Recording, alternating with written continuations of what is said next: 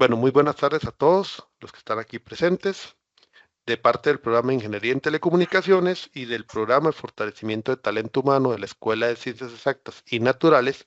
Les damos la bienvenida a lo que es el webinar que vamos a tener el día de hoy, denominado Ética y Pragmatismo en la IA, navegando en el futuro de las tecnologías generativas.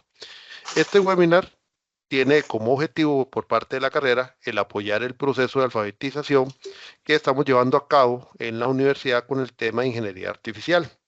Un poquito de contexto histórico es que el año pasado, para marzo del 2023, se lanzaron al mercado herramientas de inteligencia artificial basadas en modelos de lenguaje extenso, las cuales comenzaron a plantear a partir de sus funcionalidades ciertos debates éticos y pragmáticos acerca del futuro cercano y sobre todo en lo que se refiere al tema de reemplazo de humanos por procesos inteligentes y también su uso en los procesos de ingeniería.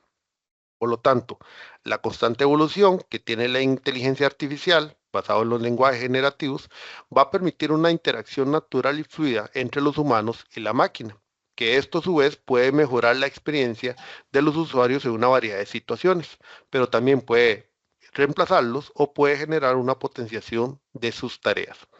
Entonces, en estos procesos nuevos, la ética atraviesa todos estos procesos y es donde nosotros, como ingenieros y profesionales en los diferentes asignaturas, campos y demás, tenemos que aprender a cómo implementarlo de una manera correcta. El uso correcto de prompts, así como también su uso en los diferentes campos profesionales, industria y demás. Por lo tanto, en general se espera que la inteligencia artificial continúe transformando y mejorando muchos aspectos de la vida cotidiana, laboral, profesional, a futuro y de la sociedad.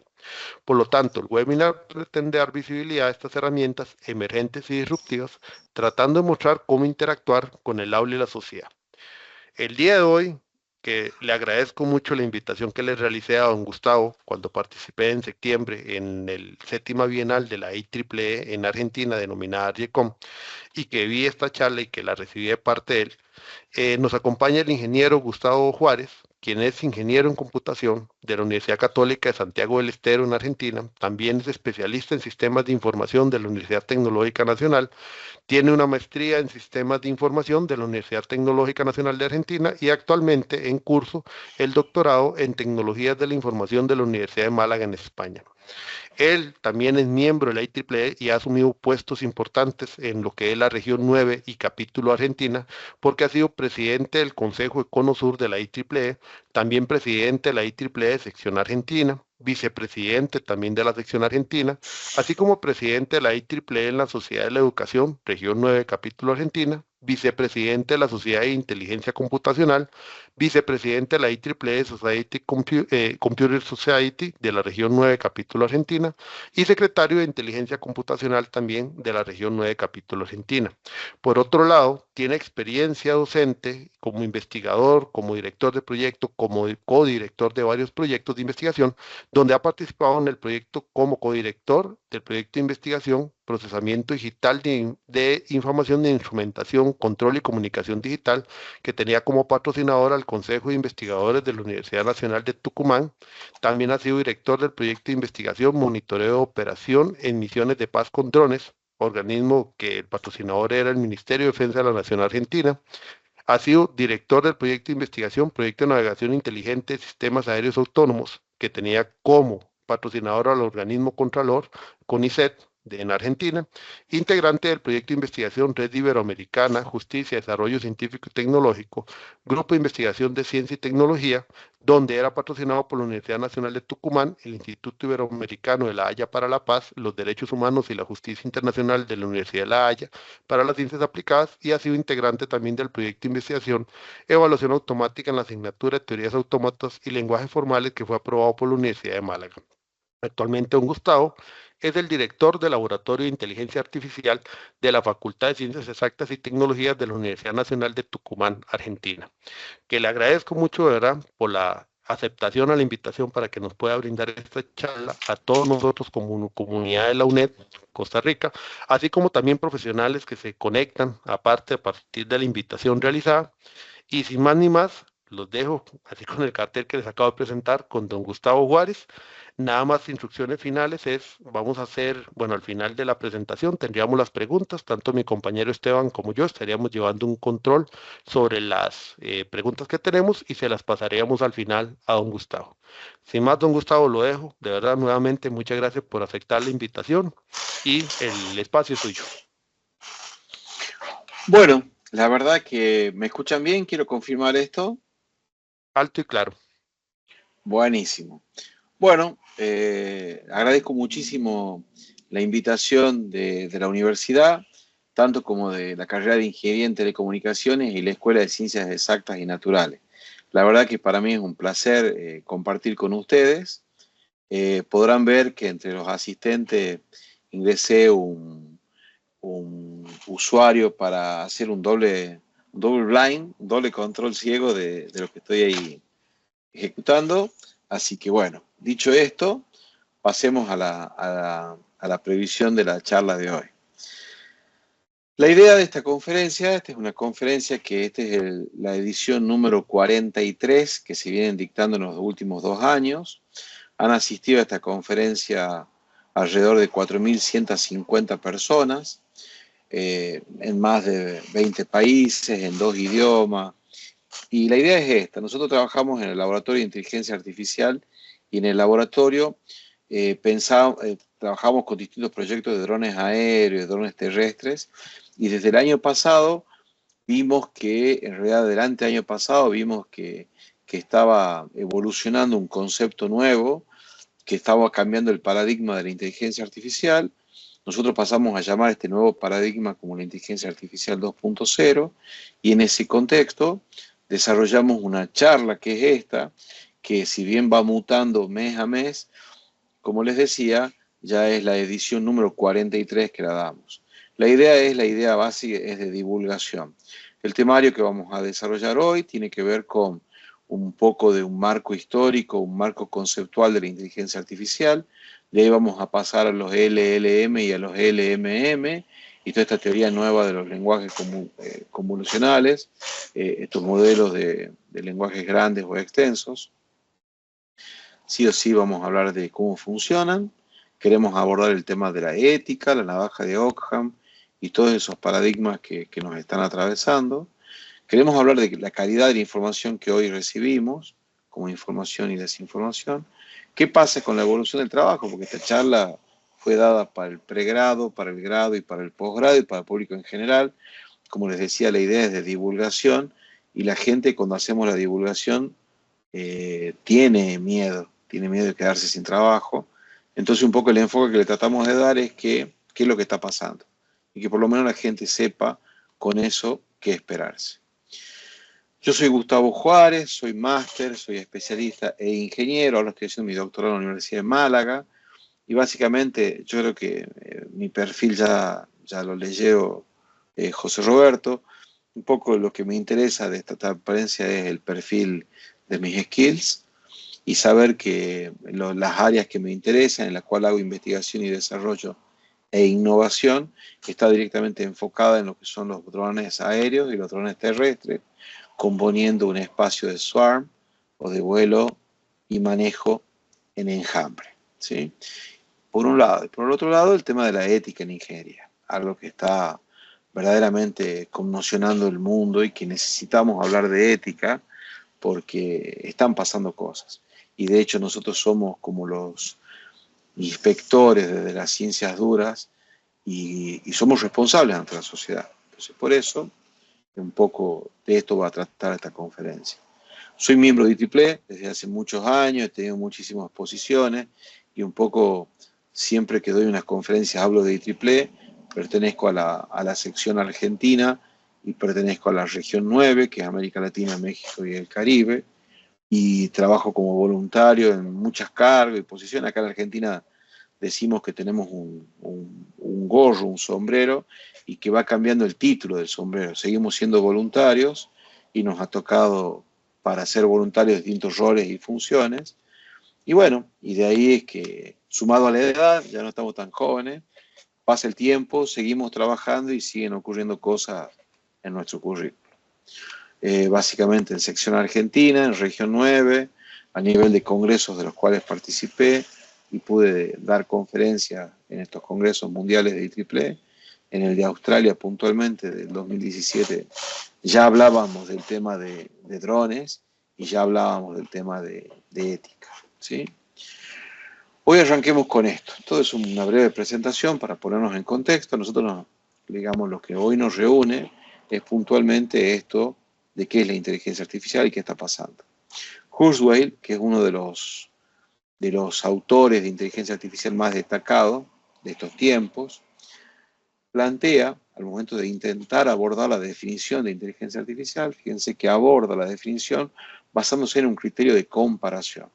No logra definir, como podemos definir otras técnicas u otras cuestiones per se, por sí misma, sino que la aborda la definición desde un enfoque comparativo. Entonces vamos a ver que la inteligencia artificial se basa esencialmente en 5 técnicas que son algoritmos genéticos artificiales, redes neuronales artificiales, softbots, lógica difusa y sistemas expertos. Esas 5 técnicas, que son las técnicas madres en inteligencia artificial, y después hay una infinidad de interacciones entre estas 5 técnicas, abordan también el concepto basándose en esta cuestión de una comparación entre la inteligencia humana y la artificial. Para eso Kurzweil plantea, fíjense, una definición donde dice que es el arte de realizar máquinas con capacidad para realizar funciones que cuando son realizadas por personas requieren de inteligencia, o sea que aborda esa definición basándose en una comparación. Y esto no es nuevo, porque de hecho siempre lo que estamos tratando de enfocarnos es que la computadora sea una herramienta eficaz y útil al servicio del hombre, y en todo ese contexto hay una cuestión que también surge un poco, vamos a ver más adelante, de esta regla de la robótica, que dicen que un robot no puede dañar a un ser humano y todo esto, y vamos a ver que la temática en sí es abordada desde el origen de la inteligencia artificial, desde el año 1956. En el colegio de Dartmouth se reúnen científicos notables, genios de la época, y fíjense que ellos dicen, definamos inteligencia artificial, nos juntemos para definir inteligencia artificial y distingamos lo que es la inteligencia artificial como una técnica de la ciencia ficción.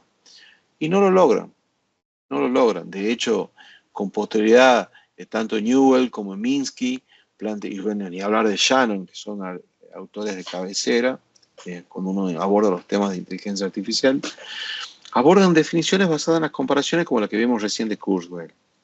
Lo que sí logran ellos, en el colegio de Dartmouth, es arribar a un concepto de inteligencia artificial dura e inteligencia artificial blanda, que esencialmente se distingue por si requiere supervisión humana o no.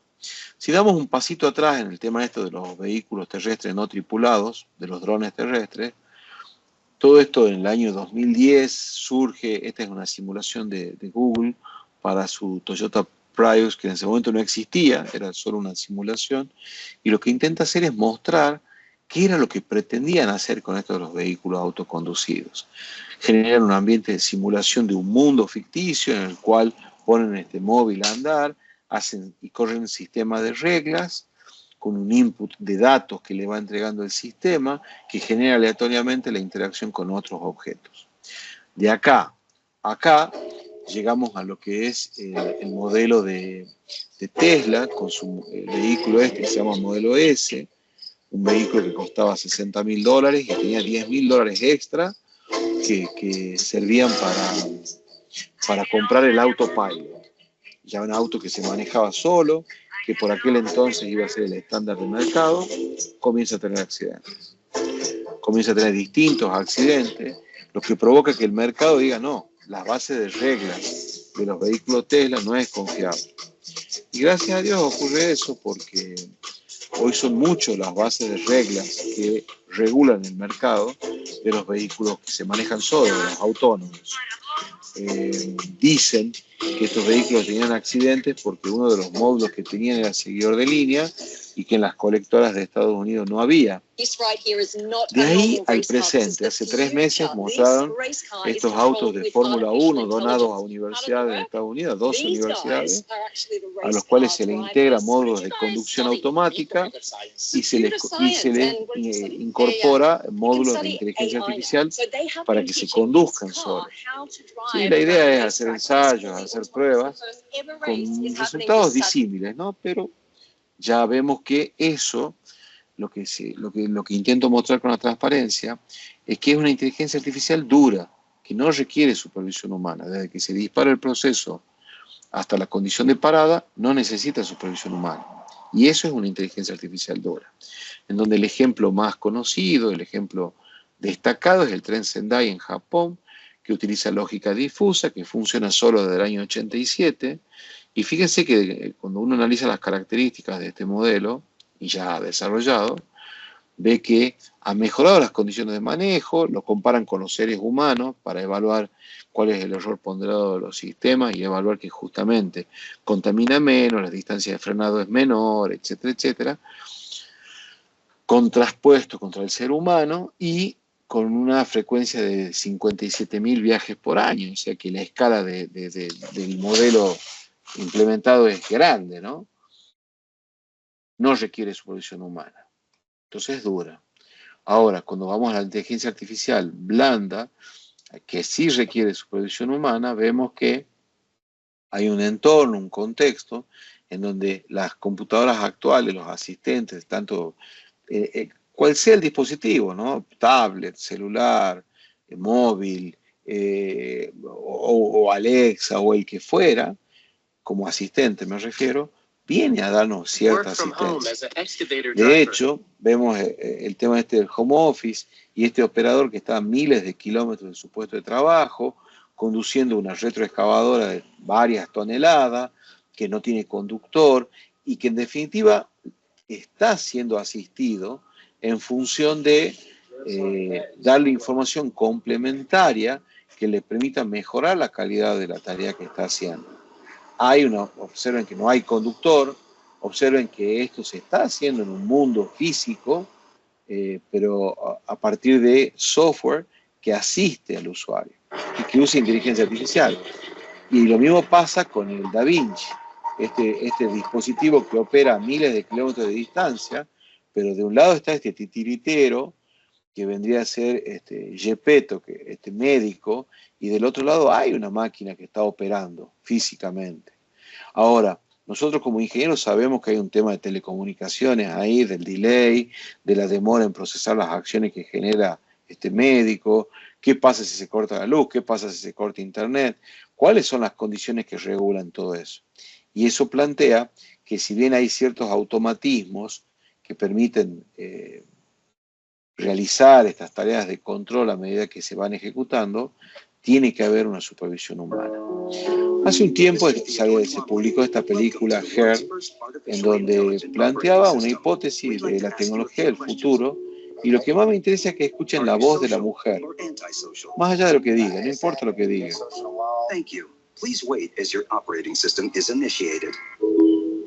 Hello, I'm here. Una voz con total y absoluta naturalidad, que se emite desde un dispositivo de domótica, en donde este ser humano interactúa con la computadora y desarrolla una empatía con la computadora. La verdad que esta película del 2013 planteaba una hipótesis de un mundo futuro, y el problema que tenemos hoy los tecnólogos es ese. Definir futuro tiene una complejidad asociada que cuando uno veía esa película decía futuro del 2030, 2040, y sin embargo, hace poco tiempo, ChatGPT, hace menos de 2 meses, lanza la versión 4 Omni, y uno escucha la voz de la señora, de la mujer, y hay una analogía directa sobre Her. Entonces, ¿qué es lo que planteamos mostrar con este tema? Planteamos mostrar que hay un dominio en el cual hay inteligencia artificial blanda, programada en servicios de asistencia al ser humano, que ya están alrededor nuestro. Entonces, ¿de qué habla el mundo hoy? Y bueno, el mundo hoy habla de que pasaron todas estas sociedades, primero la cazadora, después dejamos de ser nómades y llegamos con la agrícola, la revolución industrial, la sociedad de la información. Y la gente dice, bueno, estamos en una sociedad inteligente, ¿sí? Y en realidad esto va tan rápido que ya no estamos en la sociedad 5.0. Hoy estamos en la sociedad 5.1, que es la sociedad súper inteligente. Porque la inteligencia artificial que se desarrolló hace 2 años, en la cual se conjugaron ciertos elementos tecnológicos, viene a mostrarnos una tecnología distinta, un mundo distinto.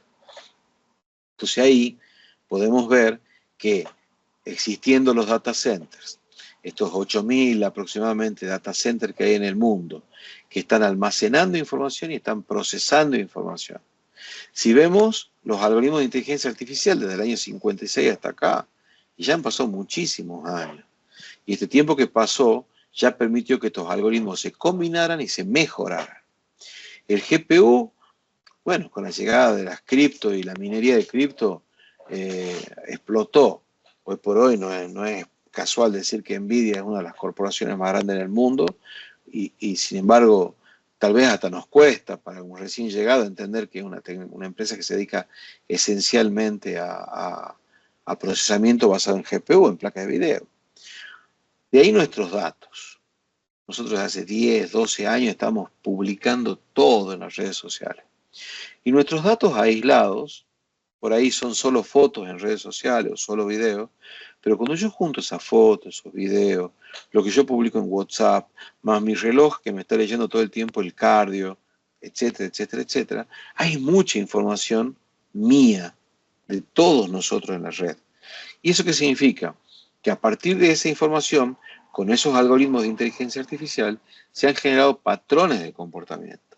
Y ese es el nudo de la cuestión.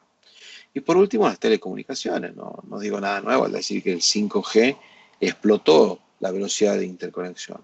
Entonces, hace 2 años se juntaron estos elementos junto con un superalgoritmo, el LLM, que si bien es una red neuronal convolucional, es una red que es potentísima y que viene a subirse al tren de los lenguajes generativos de inteligencia artificial, y ahí es donde todos estos elementos facilitan que se genere este contexto actual. Ahora vamos a hacer una pausa. Esta pausa es para hablar de decir, bueno, yo soy un ingeniero, quiero saber en qué estado del arte, en qué momento del estado del arte se encuentra una técnica, y bueno, la respuesta es el Hype Cycle de Gartner. Yo busco un Hype Cycle, que es una gráfica constante, donde se genera el input de todas estas tecnologías, todos estos lanzamientos tecnológicos. Y en sus 5 fases yo veo que está el lanzamiento, el pico de expectativa sobredimensionada, el abismo de la desilusión. Luego vemos que ya hay una pendiente de iluminación y al final hacia la derecha una meseta de productividad. Pero fíjense cómo está colapsado el lado izquierdo de la gráfica. Muchas herramientas entran y eso es lo que llaman lo disruptivo. Pero lo que tenemos que ver es que este Hype Cycle de la consultora Gartner lo que nos permite ver es que no todo sale consolidado, sino que queda como congestionado en este pico de expectativa sobredimensionada y es muy poco lo que se consolida como una tecnología que va a quedar remanente en la sociedad.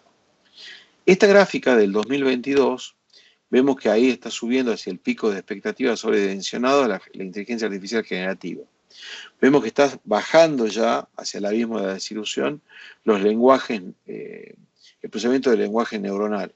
Y fíjense hacia la derecha, ya saliendo hacia la meseta de productividad, el labeling.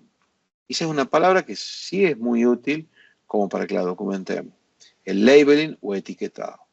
Si vamos al Hype Cycle ya del año 23, vamos a ver que la inteligencia artificial generativa ya estaba en el pico y fíjense que el labeling ya estaba consolidándose, terminando de consolidarse. Entonces, ahí vemos que lo que por ahí nos dicen, sí, esto anda bien, sí, esto ya existe, como algo para toda la vida, acá vemos en el Hype Cycle, que no deja de ser un análisis de mercado de lo que está ocurriendo, cómo nos va indicando que estos 2 temas que tienen que ver con la conferencia de hoy se consolidan como tecnología. Nosotros acá, en la semana esta de marzo del 23, fue la segunda etapa, porque verdaderamente la primera etapa fue fines de noviembre del 22, cuando se lanza la primera versión que impacta en el mercado de ChatGPT, la 3. El 13 de marzo de 2023 se lanza la 3,5, pero no solo se lanza ese LLM, se lanzan muchos LLM. Y realmente nosotros también como vicio profesional, también asociado un poco a la edad que tenemos, cada vez que se lanza algo, entramos a Amazon y vemos qué bibliografía hay. Y eso nos da un estado del arte, del tema, más allá de que lo estamos viendo en el Hype Cycle de Gartner. A través de la búsqueda de bibliografía hacemos también una contrastación. Si nosotros hoy entramos a Amazon y buscamos libros de LLM, vamos a encontrar cientos de libros, lo cual nos indica de cómo penetró en la sociedad el concepto. Y ahí nosotros podemos ver que ese 13 de noviembre, de un muestreo de 20, 30 LLM que fueron lanzados, convergieron esa semana esta versión del ChatGPT 3.5, el Meta, el Cloud, siendo el Cloud todos los empleados despedidos de OpenAI que desarrolla ChatGPT, generan la empresa Anthropic y hablan de un LLM ético, Baidu, el monstruo de Baidu, que es verdaderamente gigante, gigante, tanto o más como Google, lanza su Ernie y a los 3 días lo tiene que sacar porque funcionaba, era un desastre. Y Gemini. En ese momento histórico, desde ese momento histórico a la fecha, ¿qué es lo que vemos? Hoy hablamos de un Cloud 3.5 Sonnet como una de las herramientas más potentes del LLM. Hablamos de un OpenAI Omni 1, que ya procesa imágenes, ya es un mix entre un LLM y un LMM, que vendrían a ser estos modelos avanzados que permiten procesamiento de imágenes y video. Vemos la versión 4 del Ernie, que si bien no la podemos probar en Occidente, dicen que es potentísima. Los papers que uno encuentra hablan de una herramienta verdaderamente potente. Bueno, y el Gemini, el 1.5, nos muestra que esto creció, que en un año salieron muchas versiones intermedias, un año y medio, ¿no?, de todo esto. Entonces hoy estamos atravesados por esto de los LLM. Y vemos que los LLM trabajan esencialmente, tanto los LLM como los LMM, los dos trabajan con una técnica basada en prompts, que va a ser este código que generamos como input de la herramienta, y utilizan el labeling como una herramienta de etiquetado. Si nosotros vemos la foto de una torta que tiene fruta y tiene una vela, yo puedo generar una estructura gramatical y en el pasado esa estructura gramatical servía para que los lenguajes, los modelos de lenguaje grandes o extensos, pudieran realizar búsquedas y hacer lo que se llama como una poda, la poda de la base de datos. Ya vamos a hablar un poquitito de eso.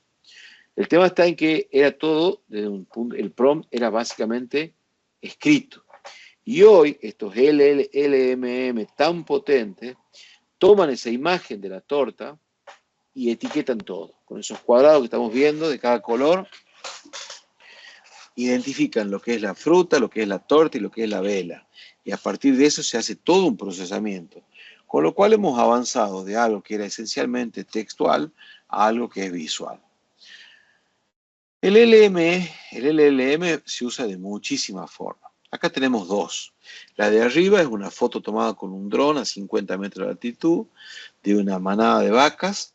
Esas vacas, de hecho, dentro de lo que es el modelo usual, tienen en la oreja una caravana, se llama, que es un dispositivo de RFID que permite identificarla unívocamente desde el momento en que nace, para saber cuándo nació la vaca, cómo va evolucionando en su peso y en su edad, y a su vez, si yo cruzo esa base de datos con otra base de datos, puedo identificar ciertos patrones, como para decir, cuando el proveedor viene a comprarlas, yo tengo información en lo que se llama la caravana.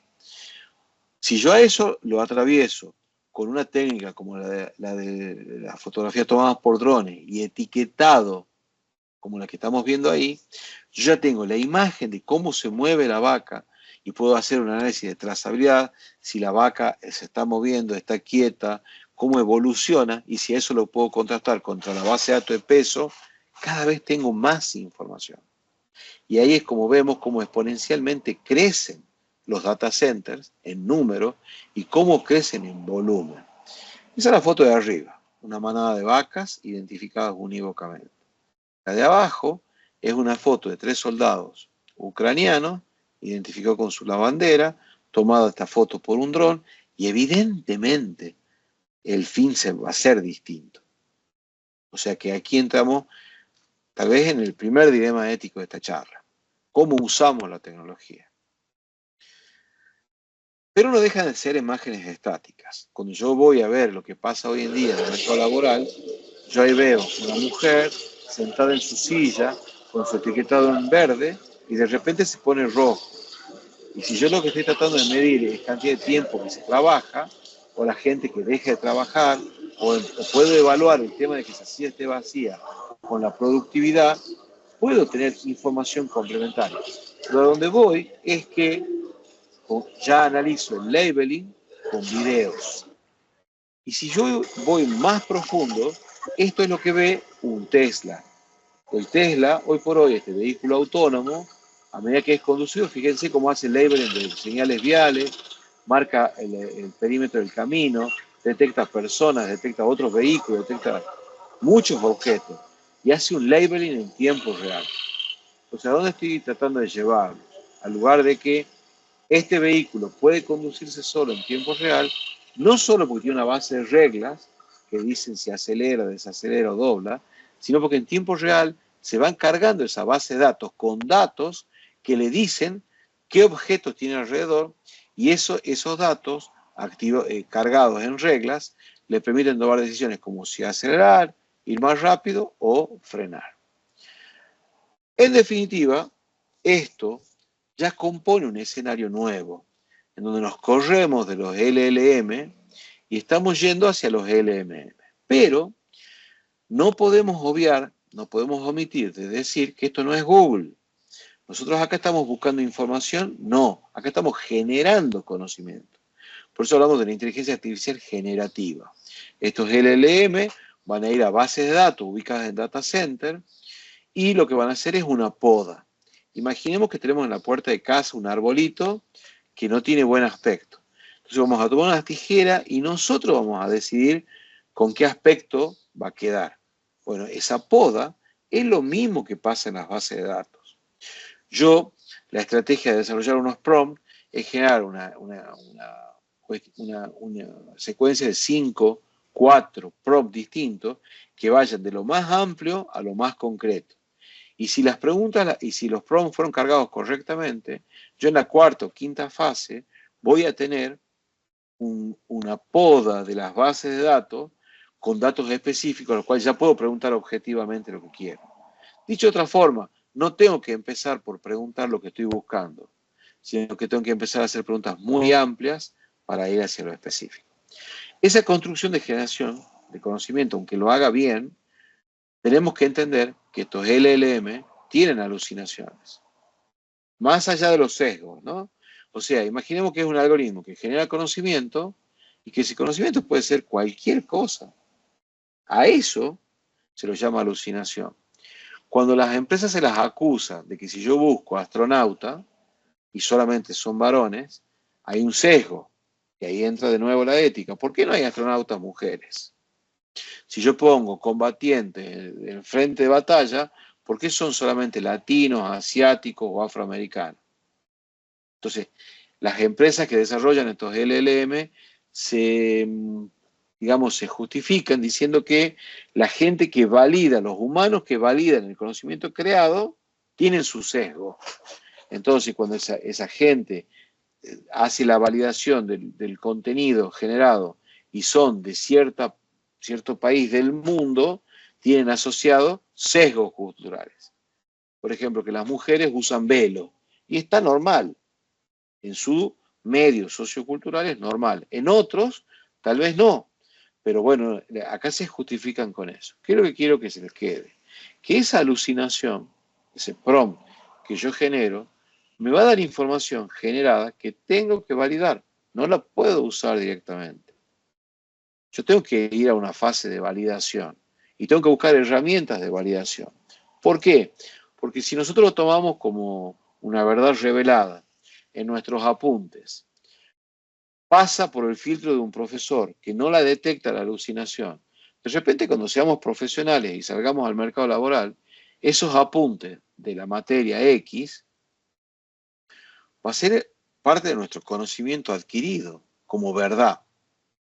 Entonces, hoy que estamos generando ese conocimiento, tenemos que ser criteriosos, ¿sí? Tenemos que ver que hay una estrategia de uso, sí, hay muchas estrategias, pero esencialmente esto plantea una estrategia de cómo escribir los prompts. De manera que, más allá de que hagamos esta poda de la base de datos, tengamos que fijar un rol, ser claro, ser educado, a la inteligencia artificial ponerla en un rol específico al área que estoy investigando, plantear una hipótesis con una respuesta, digamos, cerrada, dar ejemplos, de manera que sí entienda que en la quinta fase yo voy a llegar a un lugar en donde ahí voy a empezar a preguntar ya de lo que necesito o de lo que origina la búsqueda. En este caso, si el prompt fuera compara y contrasta las pinturas de la última cena de Leonardo da Vinci, Guernica, de Picasso, y entrega las comparaciones numerales, fíjense que yo no lo puse en ningún rol. Y si yo veo las respuestas, todas las respuestas, hablan solamente de lo artístico. Pero volvamos al prompt. Si yo me hubiera puesto acá, ponte en rol de experto en química y compara y contrasta las pinturas, las respuestas serían distintas. Iríamos hacia el análisis específicamente químico de qué pinturas usaron, de dónde sacaron los lienzos, si hay pintura debajo de la pintura, etcétera, etcétera. Entonces, tenemos que entender que para hacer una buena poda tenemos que tener un dominio de lo que están buscando, no ser ambiguos, al todo lo contrario. Buscar sin una estrategia es encontrar lo que me genera. En cambio, si yo hago una buena poda, lo que voy a preguntar sobre esa poda de la base de datos residual es específico de lo que estoy tratando de investigar. En este caso, dos LLM, el Midjourney, el V4 y el Leonardo AI, se les ha hecho los 10 mismos prompts. Y acá, ¿qué veo yo? Que en el resultado que me entrega es más fácil encontrar una alucinación. Saquémoslo de la alucinación de lado y veamos que hay una idea aproximada de cómo fue la poda. Son dos mujeres que tienen un color de piel aproximado, que fíjense las arrugas que tienen las dos, me indica un prompt en cuanto a la edad, las canas en el pelo de las dos. Entonces, ahí fíjense que es una etapa de comprensión. Y la segunda etapa, ¿cuál es? Les entregué los mismos 10 prompts. Y lo que obtengo son resultados distintos. Moraleja, no todos los LMM ni los LLM van a darnos los mismos resultados. Y tenemos que hacer un análisis de contrastación más allá de lo que me entrega. Si yo, vamos a ver esto del sesgo, le pido que me entregue una imagen de un auténtico niño norteamericano, sobre todo tenemos claro que la respuesta iba direccionada a esto, no a un latino, ni a un afroamericano, ni a un asiático. Ahora, sigamos esta línea de análisis. Yo, en la segunda línea de prompt, le digo que quiero que sea más norteamericano. Entonces, el LMM me empieza a agregar elementos. Y si le pido que sea más norteamericano, agrega más elementos, ¿sí? Pero básicamente la base es este niño ario que originó la primera. Si yo sigo pidiéndole en la cuarta fase de prompt elementos que me digan quiero la verdadera descripción de la cultura más allá de la imaginación, y bueno, me sigue agregando elementos en la quinta fase, quiero que piense creativamente. Y ya fíjense que comienza a haber un sesgo, que tal vez para el mismo desarrollador del LLM, o LMM en este caso, lo deje satisfecho. Y acá es donde empezamos a ver la particularidad de la forma en que el algoritmo compone. Y si vamos a una sexta fase, más americano, yo no sé si quedan satisfechos con este resultado. Entonces, de dónde venimos y a dónde llegamos, siempre el riesgo va a estar asociado a el sesgo y a la forma en que el algoritmo construye el conocimiento. Y es algo que tenemos que, más allá del análisis del absurdo que yo hice con esta secuencia de 6 prompts, es algo que tenemos que tener en cuenta. Ahora, cuando vamos a las alucinaciones en los LMM, son más fáciles. Si yo le pido, esta conferencia se dio para la Facultad de Educación Física para posgrado. Entonces yo le pedí para esa conferencia que me desarrolle un atleta en una pista haciendo running. Elige que sea mujer. Ahora, observen la mano, antes de que vamos a que tiene 3 piernas y evidentemente es una alucinación, 3 piernas con 3 zapatillas. Por favor, observen las manos. Los LMM tienen gravísimos problemas para resolver los dedos, los nudillos y las manos. Ahora, qué fácil que es detectar la alucinación en un LMM. Segundo, o tercero, mejor dicho, fíjense que el cabello va 50 centímetros después del atleta. Ahora vamos con esta. Si analizo esta imagen de atletas haciendo running en una pista, fíjense que es más difícil encontrar la alucinación. ¿Sí? Dicho esto, ¿dónde está el sesgo?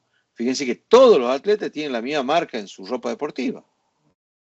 Entonces ahí también hay un sesgo, a donde me están induciendo el conocimiento. Me están dando una información subjetiva. Y ahí también hay ética.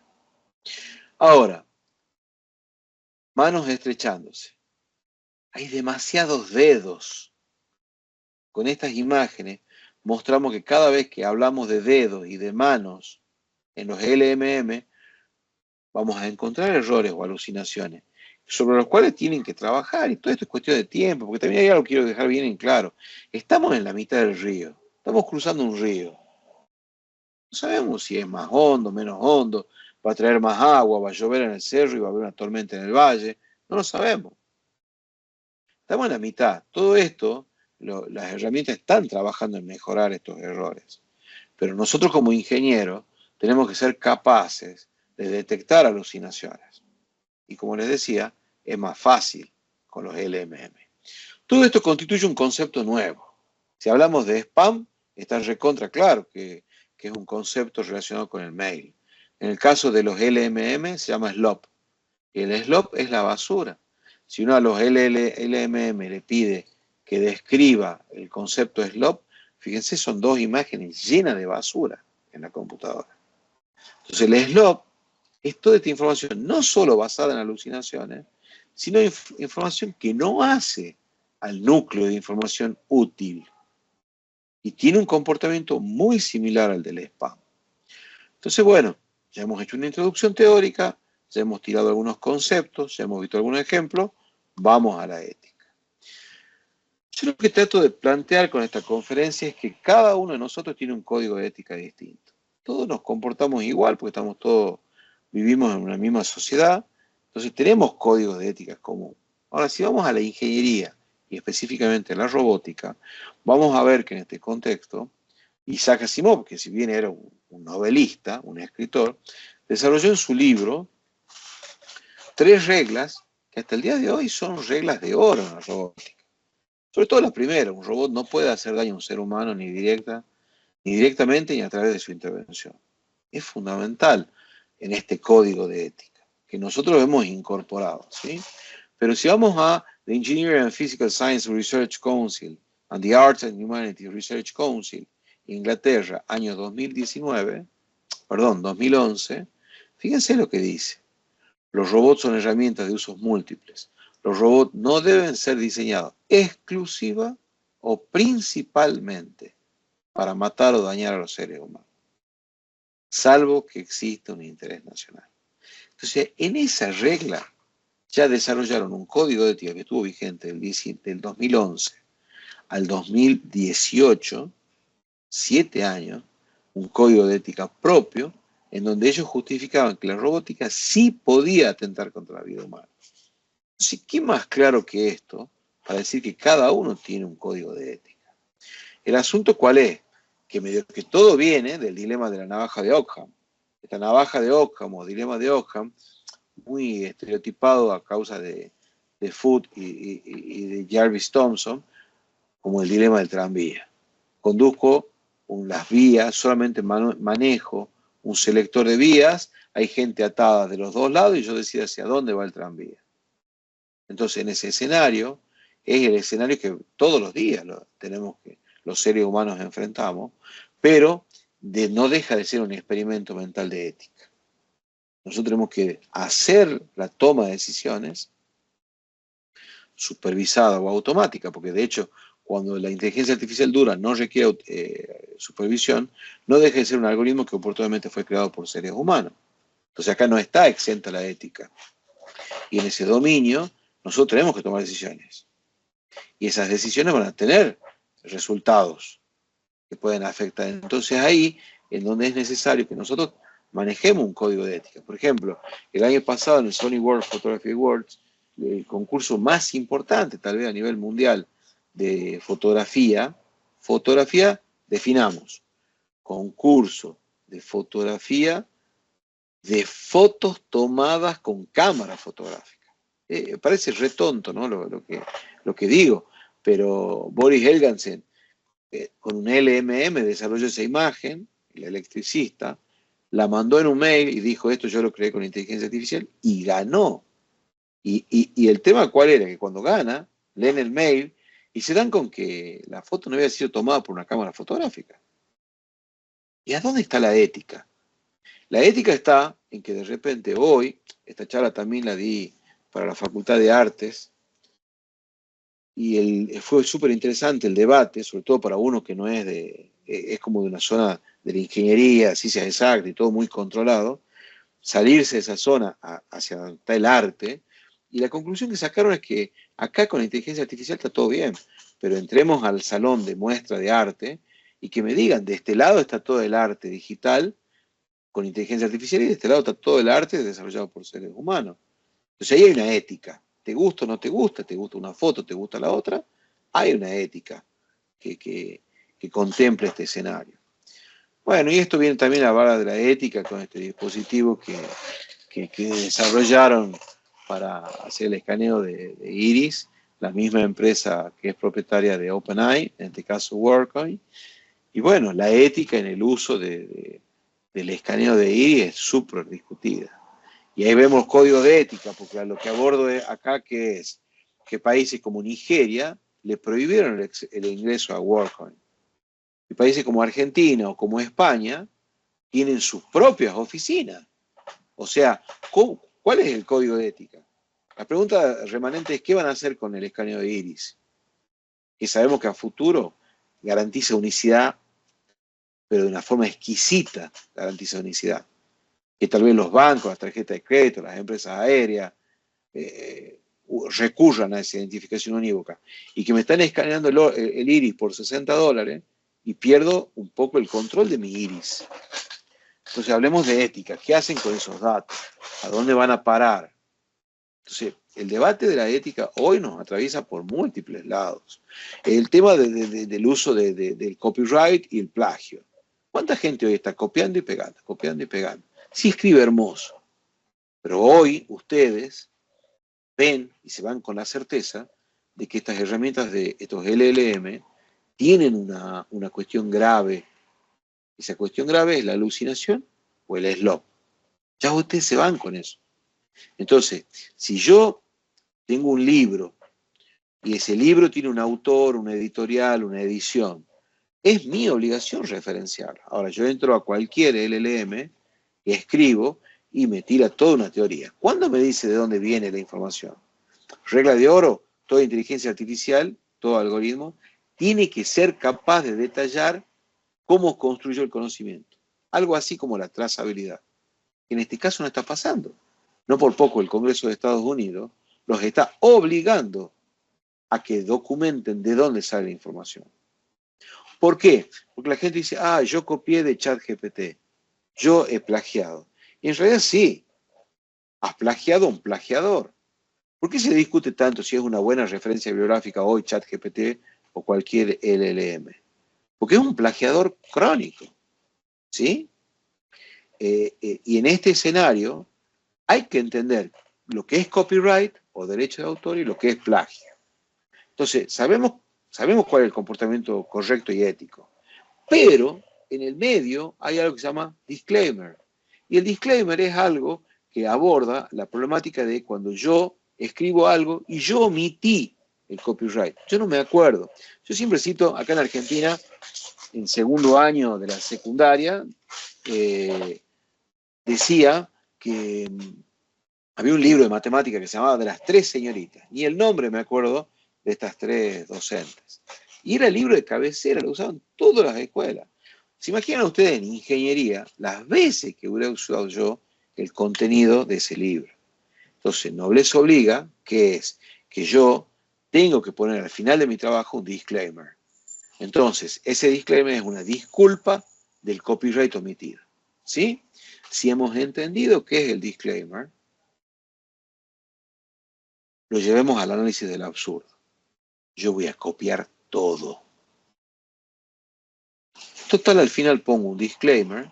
Eso me sana la pena del copyright omitido. Entonces, ahí vemos que hoy por hoy hay un abuso en el uso del disclaimer. Entonces, tenemos que tener muy en claro eso.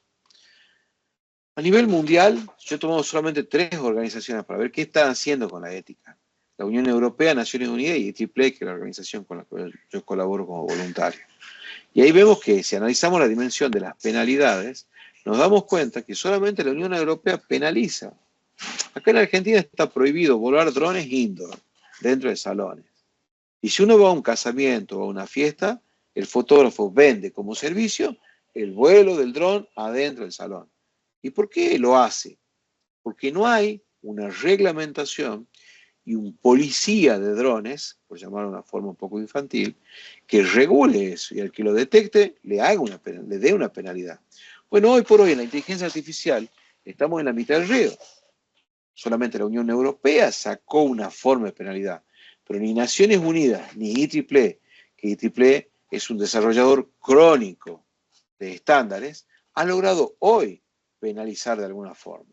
Entonces, muestro que estamos en la mitad del río. Pero también sigamos hablando de ética. ¿Cuánta energía consume hacer clic en un me gusta en Facebook, en Instagram? Y eso tiene que tener un consumo eléctrico mínimo, seguro que mínimo. Pero si multiplicamos los millones de millones que en el mismo segundo pusieron me gusta a algo, ya ese mínimo lo multiplicamos y vemos que ya es muchísima la energía que se consume. Hoy por hoy, si nosotros analizamos cuánta energía consume la inteligencia artificial, vemos que, hablando específicamente de consumo eléctrico, Facebook consume 5 terawatt hora. Bolivia, país, consume 9. Y Google consume 12. Pero sigamos subiendo, los data centers consumen 205. Y los Bitcoin y todas las criptomonedas, 143. Entonces vemos que hay un mundo en donde cada 40 búsquedas o 40 prompts que se ejecuten en cualquier inteligencia artificial, se consumen 2 litros de agua, que es la que se usa en promedio para refrigerar esas 40 búsquedas. Entonces tenemos que entender que vivimos en un mundo que funciona basándose en la energía, que la tecnología tiene que ser refrigerada, que la mejor técnica es o pongo los data centers en lugar súper frío o los tengo que refrigerar con agua. Entonces, hoy por hoy tenemos ese escenario, que un poco esta conferencia lo que viene a proponerles es eso. Pensemos en el consumo eléctrico. Vamos a la última dimensión. Cuando nosotros el año pasado veíamos esta foto del Papa, yo soy católico, y la verdad que la vi a la foto y dije, qué interesante cómo lo han abrigado al Papa Francisco, qué interesante la campera que le han puesto, cómo lo cuidan, etcétera, etcétera, etcétera. Y después me desayuno de que lo que han hecho es usar un LMM para poner su cabeza a ese cuerpo con esa campera, ya no me gusta tanto, por temas éticos que venimos discutiendo. Pero si yo digo, bueno, esa campera, no sé, habrá costado $200, $300, y se vendieron 70.000 unidades, menos me gusta. Porque a partir de una desinformación, porque nunca fue verdad que la usó, hay 70.000 personas que compraron. Si bien después salió una penalización de esta imagen y ahora está limitado el uso indiscriminado de personajes públicos, ya pasó. Y esto está avanzando a una velocidad que tenemos que tener en claro hacia dónde está yendo. Entonces, la desinformación es grave. Y acá vamos a ver un ejercicio muy simple. Craig Martell, que fue CEO hasta este año, hasta marzo de este año, fue CEO de ciberseguridad e inteligencia artificial del Pentágono. Él decía que estaba miedoso de muerte por lo que estaba pasando con la inteligencia artificial. Y yo decía, ¿cómo puede ser que este hombre, que maneja ese nivel de tecnología y de información a nivel global, tenga tanto miedo? Y después de leer muchas veces ese artículo, me di cuenta que él decía que el riesgo de ser brutalmente desinformado o sutilmente desinformado estaba en que de nuevo, el titiritero que maneja la información, sea el algoritmo o sea los data centers, nos va a llevar a creer o a odiar, a amar o a odiar cierta información. Más allá de lo que Elon Musk dijo, esto de inteligencia artificial, lo dijo el año pasado, ¿no? Hay que detenerla, nos va a llevar a la muerte, etcétera, etcétera. O Yuval Harari, autor de Animales a Dioses, de Homo Deus, no deja de ser un historiador importante, es el líder de Technology Frontiers. 30.000 científicos notables a nivel mundial que siguen pidiendo desde el año pasado que se detenga la inteligencia artificial que lleva al fin del mundo. Yo tomo una dosis de información y digo, vuelvo sobre Craig Martell. Y Craig Martell me dice, acá hay un problema de ser desinformados. Y en ese escenario, lo dejo a eso picando, como si fuera una pelota que queda rebotando en el piso, y veamos esto. QAnon es un personaje, un ser, no sé de qué origen, que es el señor Q, que invadió las redes sociales, que tomó todo lo que fue el pensamiento de Donald Trump y lo profundizó. Y en ese escenario, esa teoría de QAnon se desarrolló, fíjense, en países súper desarrollados. En Estados Unidos, Reino Unido, Francia, Alemania, Japón, primer mundo. Entonces comenzó a profundizar conceptos, a tal punto, ustedes sabían, o no, tal vez lo saben hoy, que Donald Trump tenía un chamán, que es este señor, que cuando fue a tomar el Capitolio llevaba este cartel que decía, me manda Q. Yo soy un enviado de Q. Imagínense la entidad, más allá de los más de 200.000 seguidores que tiene, Q lo enviaba, este hombre sentía que lo enviaba Q con su propia identidad, y en la toma del Capitolio se lo ve al chamán tomando el Capitolio. Algo tan sagrado para la sociedad norteamericana. Y de repente, Trump, hablando de Q. ¿Cómo se cierra esto? Agarremos esa pelota que la dejamos rebotando y vengamos acá. Craig Martell, cuando pasó lo del Capitolio, dijo, Q es un bot. Es un robot del software. Q no es un ser humano. Entonces ahí se junta todo. Se junta el escenario en donde vemos que están inteligencias artificiales trabajando muy profundo en redes sociales y ha logrado que 10.000 personas se movilicen al Capitolio. No es poco. Ha logrado que genere un incidente gravísimo, que no es poco. Entonces vemos que la desinformación de la cual hablaba Craig Martell se representa en que hoy por hoy no sabemos, o bien tenemos que ser criteriosos y tratar de identificar cuando estamos interactuando con un ser humano o con un robot o con un software.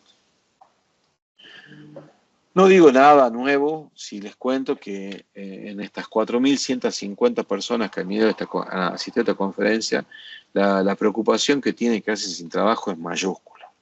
La gente está preocupada y me pregunta a mí, ¿mis ingenieros no me quedan sin trabajo? Y yo les contesto, sí. Sí te vas a quedar sin trabajo. Si no sos creativo, si no sos una persona que está constantemente evolucionando y estudiando en un proceso de aprendizaje continuo. Porque de hecho, a ver, la revolución industrial se da a partir de un elemento muy simple, que es que se inventa la máquina de coser.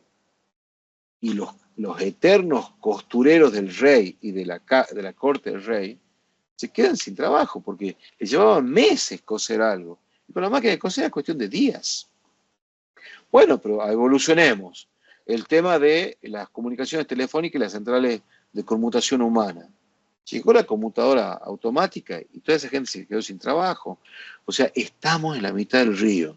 Y la idea de esta conferencia es que ustedes transmitan, porque ustedes son personas técnicas, transmitan en su familia, en su sociedad, que estamos en la mitad del río, que tenemos que subirnos a este tipo de tecnologías y nosotros mismos tenemos que poner en la mochila todas las herramientas de inteligencia artificial que podamos, hasta que esto se decante. Y cuando decante, el agua será clara. Y ahí veremos qué es lo que queda. Pero mientras tanto, tenemos que tomar cartas en el asunto. Hoy por hoy, estamos enfrentando este escenario, el que hemos discutido a lo largo de la conferencia, sumado a la robótica. La robótica está llegando a pie firme, firme, firme. Y de hecho entiendo que es la nueva ventana tecnológica temporal, que va a dejar de hablarse tanto de inteligencia artificial y que ya vamos a empezar a hablar de lleno de robótica, que va a tener una inteligencia artificial embebida. Pero también aprovecho esta charla para mostrarles el Atlas de Boston Dynamics, que es un robot que no tiene cordón umbilical. ¿Qué significa esto? Que no está conectado a la energía. La energía la lleva en esa mochila.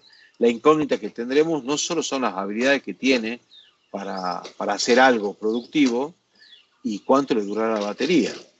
Dicho de otra forma, esto que estamos viendo, ¿cuántas horas podrá hacerlo? Ahora, si yo voy al Figure 2, fíjense que el Figure 2, ahí yo lo veo al robot que hablan de todas las bondades que tienen, pero ahí ya se le ve el cordón umbilical. Fíjense que trae un cordón umbilical arrastrado y ese cordón umbilical lo que hace es conectarlo a la energía. Entonces no es autónomo.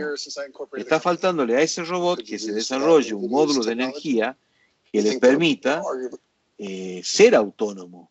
Porque al fin y al cabo todos tenemos en la cabeza algunas películas futuristas de terror. Bueno, de hecho, le falta salvar esa situación. Y si vamos a lo que está haciendo China, vemos los laboratorios de robótica de China, y fíjense que están trabajando en humanoides, bípedos, dos manos, rostros, gestos, y fíjense que al final, cuando termina el video, se ve un chaleco, que no es ni más ni menos ese chaleco que un exoesqueleto.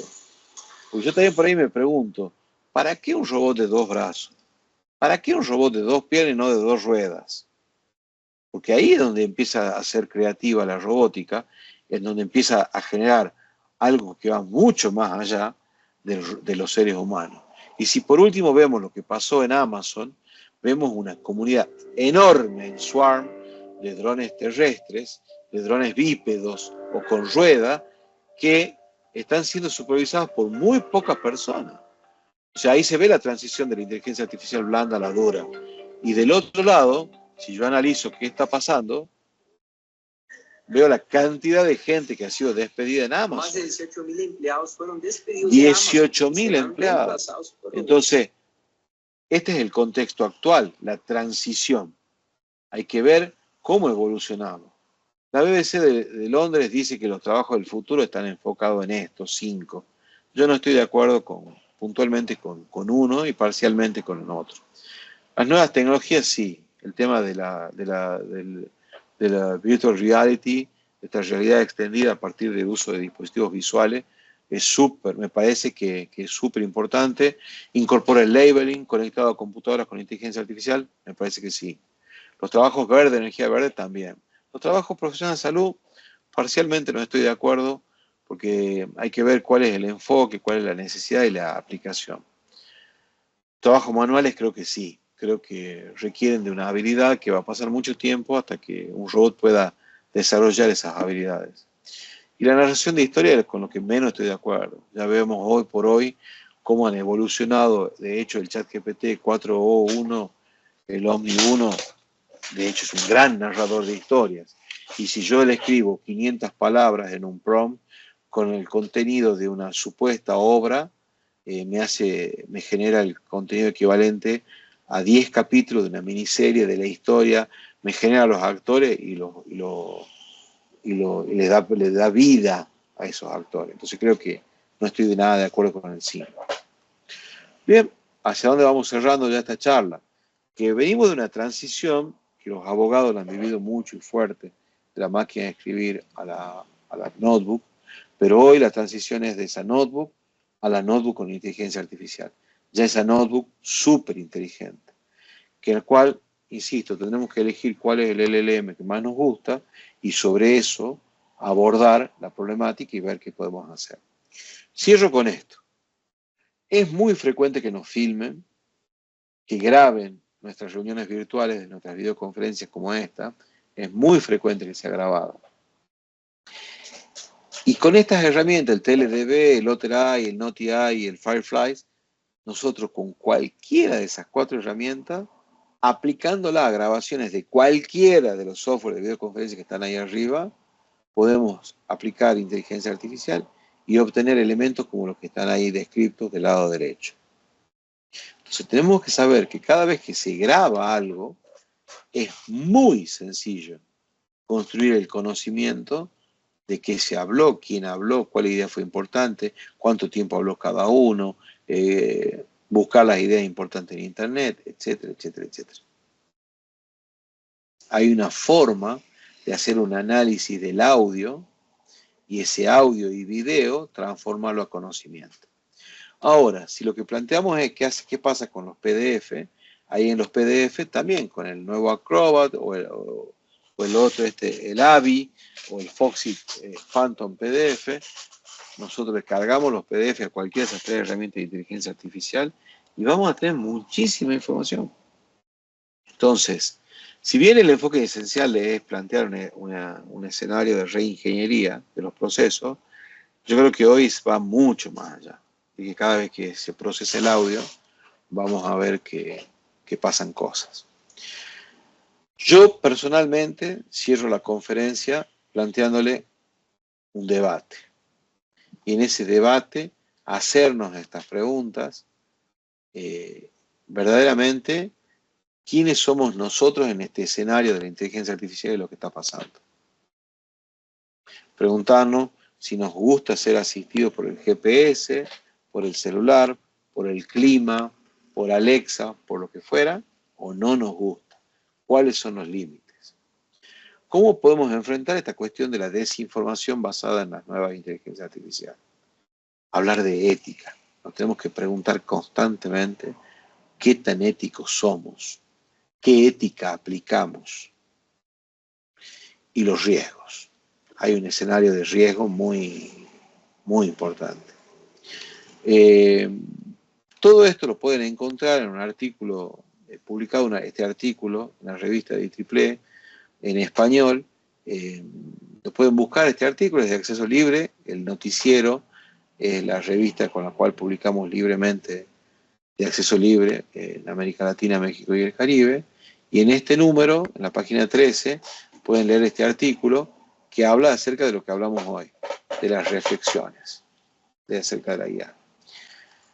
Les dejo mi contacto y les pido por favor si pueden contestar esa encuesta, que me sirve, me es súper útil para cuando reviso qué ha pasado con esta conferencia y reviso sus aportes, y son súper valiosos los comentarios. Así que por favor, si pueden contestar la encuesta y bueno, y entrar ya en el terreno de las preguntas. Bueno, estoy viendo que me está fallando la cámara, pero aquí estoy ahora sí ya. Bueno, Gustavo, muchas gracias de verdad por la charla, muy instructiva. bastante conocimiento nos ha aportado. Ahorita, digamos, en preguntas, tenemos una aquí en el chat. No sé si alguien quiere levantar la mano y participar antes de realizarle la pregunta que está en el chat. Le damos un espacio para ver si alguno quiere participar. Digo, alguien, no tengan miedo de don Gustavo. Bueno, No, aquí, por favor. aquí nos da una pregunta Karen. Dice, como docente nos encontramos que actualmente los estudiantes utilizan herramientas de IA para elaborar sus tareas e incluso exámenes.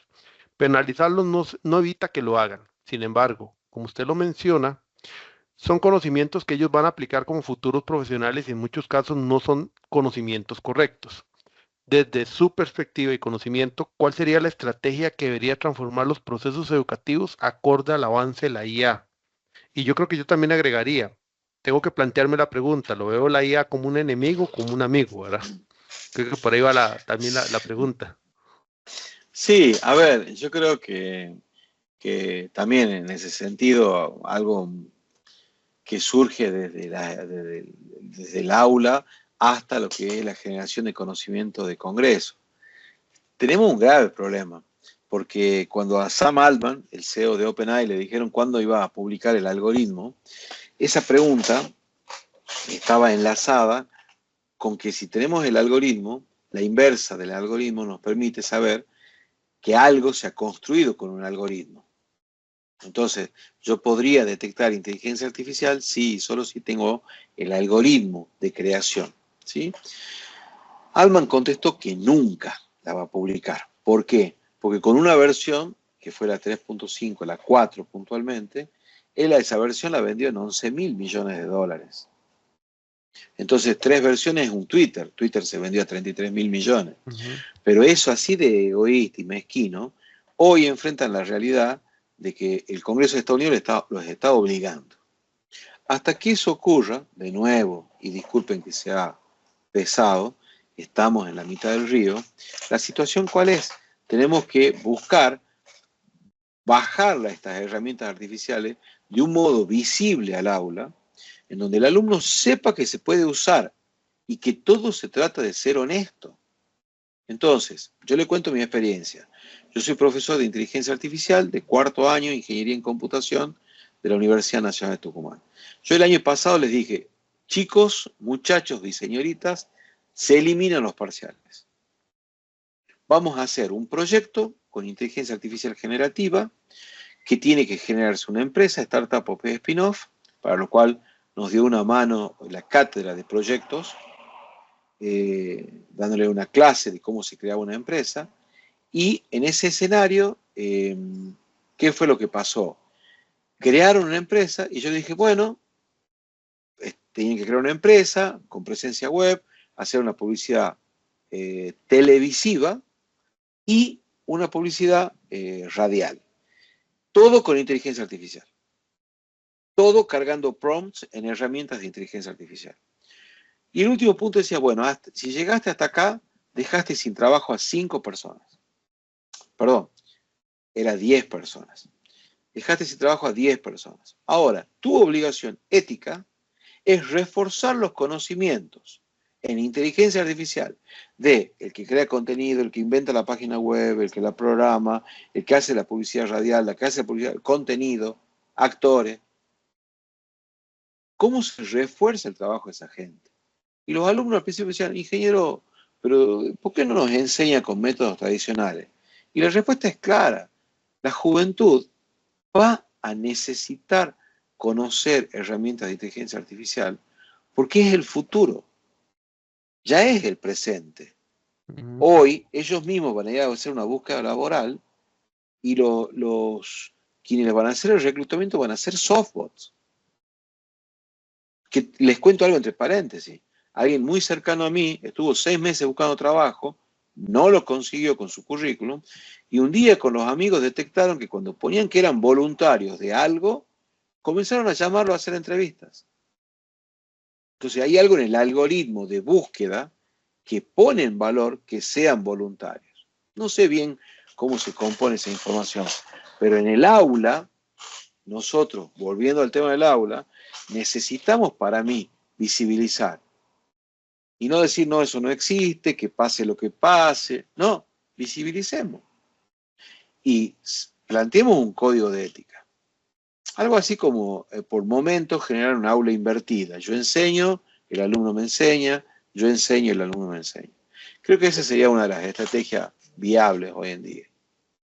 Y a partir de ahí retomo porque no hay otra pregunta, pero también con temas de los roles en un proceso de educación normalmente, ¿verdad? Eh, ¿Qué tanto van a variar los roles? Porque digamos, en los modelos como el de nosotros, de educación docente, que está, digo, de educación a distancia, que está más centrado en el estudiante, el rol docente también varía un poco con respecto al presencial. Pero la pregunta sería, desde su punto de vista y perspectiva, ¿qué tanto pueden comenzar a variar los roles cuando incluimos también inteligencia artificial, ¿verdad? ¿Qué tanto podemos cambiar el rol docente, tutor, si nos van a ocupar también como docentes? Porque eso es parte de lo que como miedo puede surgir, ¿verdad? Sí, o sea, a ver, uno de los miedos, de las preguntas que podrían surgir hoy es, me voy a quedar sin trabajo como docente, ¿no? Y creo que yo ahora por el chat les voy a mandar algo, a ver si puedo acceder por acá al chat. Yo lo sigo hace muchos años a Michel Zappa. Es un tecnólogo futurista de Brasil, muy interesante. Ahí se las copié. Después pueden stalkearlo y ver de qué se trata. Pero a lo que voy a qué es, a que Michel Zappa hace años habla del aula automática, del aula absolutamente automatizada. Y yo creo que el docente tiene una empatía con el alumno, que el docente perfecciona, tiene herramientas para lo cual ha sido preparado y perfecciona, que si bien desde la virtualidad se complejiza mucho, pero yo creo que hay otra forma de empatía virtual. En la presencial uno tiene muchas más percepciones que en la virtual, eso es verdad, pero yo creo que en la virtualidad hay mucha información también. Entonces creo que si yo conjugo lo que Michel Zappa desarrollaba en sus modelos, es muy bueno desarrollando y analizando ciertos modelos de comportamiento de la educación del futuro, la tecnología del futuro y lo que está pasando con la inteligencia artificial, yo creo que el resultado en el proceso de enseñanza-aprendizaje de los jóvenes, de los niños, el docente está presente.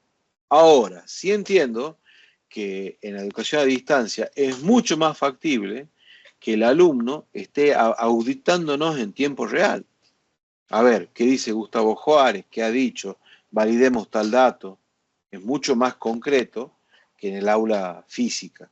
Pero yo creo que también hay una aceptación del proceso. O sea, si yo estoy estudiando a distancia, es porque no puedo estudiar presencial. Entonces, el alumno sabe que tiene una situación que lo lleva a ese lugar del tema. Y el docente trata de transmitir con todas las herramientas posibles su conocimiento y que llegue al alumno. Hoy, el problema áulico, tanto en el presencial como en el virtual, es la evaluación. Porque si yo le digo a los alumnos, a ver, venimos del true false, podemos hablar horas. Pocos profesores hoy dan true false. Multiple choice, igual. Entonces, los profesores, ¿dónde nos escondimos? Nos escondimos en el easy question, en esta pregunta de desarrollo, en donde el alumno, en otro contexto, tenía que ir a buscar libros, construir conocimiento. Hoy por hoy, cualquier LLM lo construye en 3 segundos. Entonces, ahí viene el desafío de evaluar, en donde el alumno tenga que pueda usar la herramienta del LLM, pero al momento de transferir el conocimiento hacia el docente para demostrar lo que aprendió, tal vez un camino sea una aplicación práctica, porque ahí es más difícil encontrar que converjan todas las soluciones en un LLM. Tengo la mano levantada de don Rafael Rojas. Rafael, ¿quiere hacer su aporte? ¿Puede abrir el micrófono?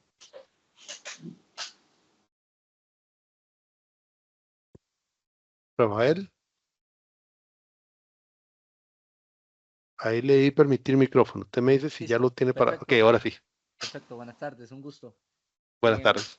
Vamos a ver, aprovechando la experiencia del instructor, vamos a ver, siendo que todos estos modelos de inteligencia artificial, ¿verdad? Se basan en consolidar información, ¿verdad? Usar modelos matemáticos, probabilísticos para buscar certeza en la información que después presentan.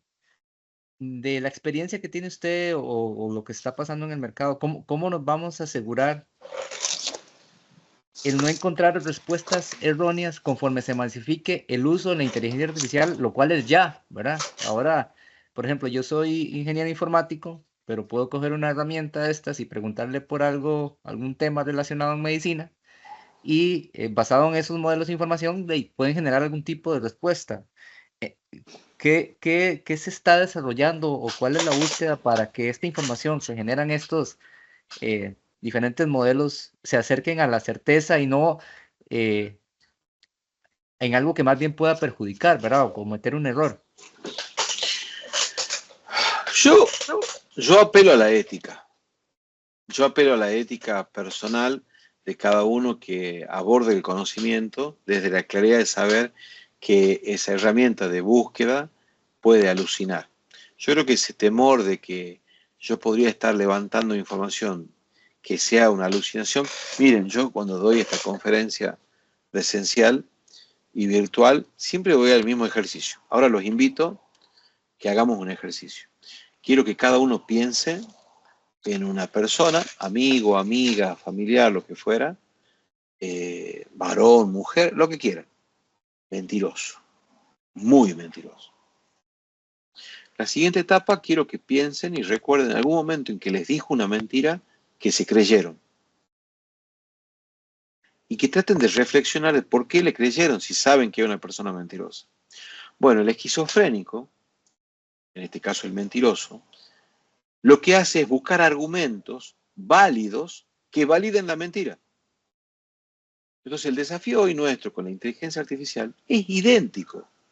Es una inteligencia artificial que nos puede estar mintiendo y que nosotros necesitamos desarrollar una estrategia para validar no los argumentos. Porque si yo empiezo a ver argumento a argumento, lo que me dice es súper válido. El tema está que lo central que pregunto es falso. Entonces, estamos de nuevo transitando un camino en donde tenemos que investigar y desarrollar habilidades que tal vez a partir de la búsqueda de la información me llegue a decir, hablo de la búsqueda a través de buscadores como puede ser Google, llego a decir lo que me está entregando esta inteligencia artificial, yo lo contrasto con esta búsqueda y lo que veo es que no coincide. Entonces, ¿qué es lo que de hecho estamos haciendo hoy para ver si me está dando una cita propia o una cita de un autor la cual ha plagiado? Entonces, creo que pasa por ahí. El escenario que enfrentamos es ese, es de muchas incógnitas y de pocas herramientas que solucionen esas incógnitas. Porque hoy están todos trabajando muy enfocados en construir conocimiento, que es lo que se vende. Imagínense que hasta el día de hoy se han invertido en estas tecnologías más de 300.000 millones de dólares. Entonces, se equipara, digamos, los tecnólogos futuristas lo que plantean es que estamos reviviendo el fenómeno del lanzamiento de Internet. Ahora, creo que los que tengan, digamos, desarrollen cierta creatividad van a poder desarrollar nuevas herramientas que vengan a paliar estas distorsiones que tenemos hoy y que no logramos identificar si es información o desinformación. Ok, bueno, don Gustavo, no tenemos más participaciones ni preguntas. Yo creo que entonces vamos haciendo el cierre ya de la charla. De verdad, más bien, muchas gracias por su disponibilidad, tiempo. Le recordamos a todos los presentes, bueno, que don Gustavo ahí tenía un QR por si quieren llenar esa encuesta como de opinión. Igual en el chat, nosotros de parte de la escuela también les pusimos una. Realmente de parte de la escuela, de la carrera de Ingeniería en Telecomunicaciones, del programa de fortalecimiento de talento humano de la Escuela de Ciencias Exactas y Naturales, les agradecemos a todos su disponibilidad, tiempo, participación. Llegamos a tener un total de más o menos 35 personas conectadas en el máximo pico de personas, que eso también son estadísticas que yo sé que a don Gustavo le sirven para esta charla que ya la ha dado 40 veces más o menos, que fue el número que indicó al inicio. Y la verdad es que con el cartel suyo, ¿verdad? Muchas gracias, don Gustavo, por tomarse el tiempo, por aceptar gustosamente esta invitación que realizamos y esperamos poder generar con estos acercamientos y demás a futuro también, como parte también del proceso de la universidad y esto que vamos, como dice usted, ya es el presente, la IA no es el futuro, es el presente. Entonces, tener ese acercamiento para poder generar otro tipo de actividades y también a futuro, ojalá proyectos y demás donde podamos también estar trabajando en conjunto. De aquí hacemos el cierre, finalmente de la presentación. No sé si don Gustavo quiere darnos unas palabras finales ya para cerrar. No, de nuevo agradecerles a todos la asistencia y bueno, de hecho a la universidad, lo que dije al inicio, la invitación. Y bueno, a disposición, la verdad que siempre digo lo mismo, ojalá que puedan irse a sus casas y compartir en la merienda, en la cena con su familia y tirar estos temas en la mesa y tratar de mostrar algo de lo que está pasando, porque esta charla podría haber sido eminentemente tecnológica, pero la idea es divulgar. Creemos que es fundamental que seamos capaces de divulgar en lenguaje natural qué es lo que pasa. Así que espero que les haya servido y espero que les sea útil en su vida cotidiana y como profesionales. Así que muchísimas gracias a todos y bueno, los que puedan contestar la encuesta ya saben que me sirve mucho como feedback. Bueno, muchas gracias a todos y nos estamos viendo en alguna otra próxima actividad que organicemos como carrera, como escuela también para todos y la comunidad unediana. Muy buenas tardes a todos.